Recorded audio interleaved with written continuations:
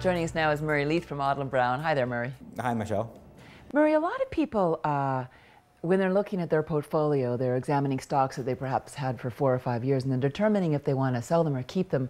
They'll make their decisions based on the performance thus far. So they'll say, okay, this one has done well. It's been climbing steadily over the last 4 or 5 years. I'm going to keep that one.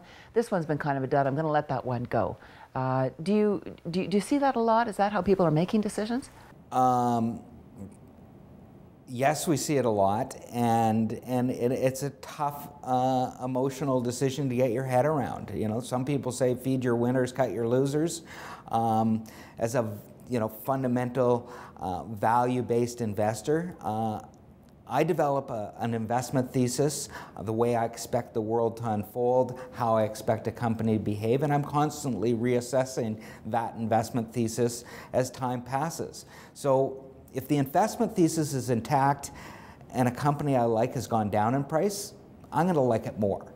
But if something's stuck in the mud or going down and they're not living up to my investment thesis, then that may be time to sell. But to me, the decision is not around what you paid and how the stock's moved relative to your costs. It revolves around a discussion and some thought about how the business is doing relative to your original expectations.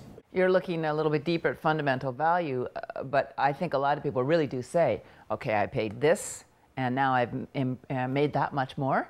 That's a good basis for determining to sell it, and simple as that. Well, that's precisely why a lot of people make the wrong decisions.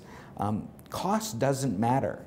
I always tell my analysts, like, forget that you have a recommendation on the table. Forget that the clients may have bought or sold a stock. Let's just look at this as if we're coming in with a fresh slate. Let's look at the world going forward, how the stock is priced, what the fundamentals look like, how they're expected to unfold. And let's make a decision around those metrics, because those are the metrics that are important looking forward. As an individual investor, though, it's really hard not to get swept up in emotional responses too. And I would imagine this is where having the counsel of an advisor really helps you to stay on the straight and narrow. Well, that definitely helps. And when we're looking at a portfolio, the question I ask myself is, if I was starting from scratch, building a portfolio from the top down, what would it look like? And then let's compare it to what we have and ask ourselves if we need to make some changes. Always good advice, Murray. Thanks. You're welcome. North of 49, a guide to the rest of your life.